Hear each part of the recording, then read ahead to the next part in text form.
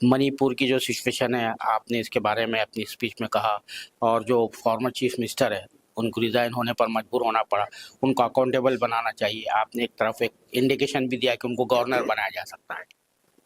हाँ, देखिए, जो बात निकल कर आई है, जो टेप्स निकल कर आए हैं, जिसको कि ट्रुथ लैब्स ने ऑथेंटिकेट किया है, वो ये दिखाते हैं कि इसने बीरेन सिंह ने वहाँ के जो आर्म्ड इंसर्जेंट्स थे उनको स्टेट आर्मरी से आर्म सप्लाई करवाए और उनको पकड़े जाने से बचाया।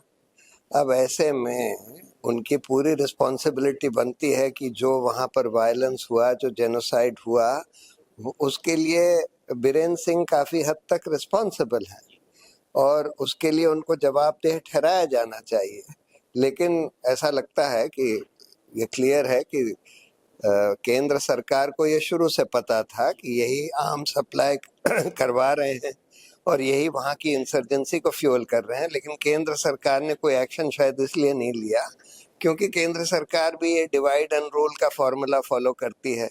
यहाँ पर हिंदू मुस्लिम, हिंदू क्रिश्चियन को डिवाइड करो, वहाँ पर भी हिंदू क्रिश्चियन हो रहा था और मिति कुकी हो रहा था, किया जा रहा था।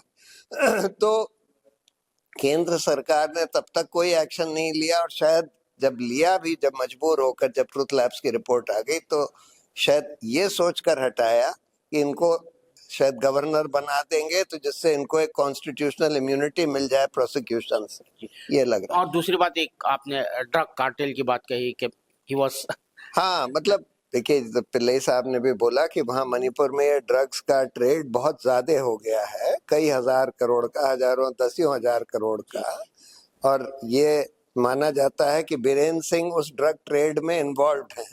और ये बात उनके एक फॉर्मर पुलिस, बहुत सीनियर पुलिस ऑफिसर, एक लेडी ऑफिसर ने भी बोली थी।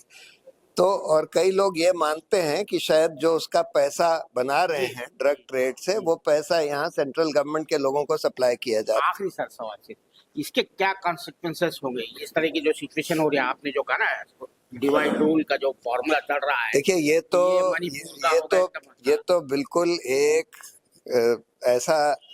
ऐसा समाज बना रहा है जहां पर कानून का कोई राज नहीं चलेगा, जहां पर बिल्कुल लॉलेसनेस चलेगी।